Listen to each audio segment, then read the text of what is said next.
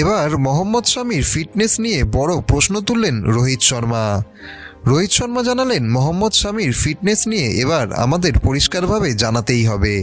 ভারতীয় দলের অধিনায়ক জানিয়েছেন, টিম ম্যানেজমেন্ট শামিকে 100 বা 200% ফিট না হলে মাঠে নামানোর কোনো ঝুঁকিই নেবে না।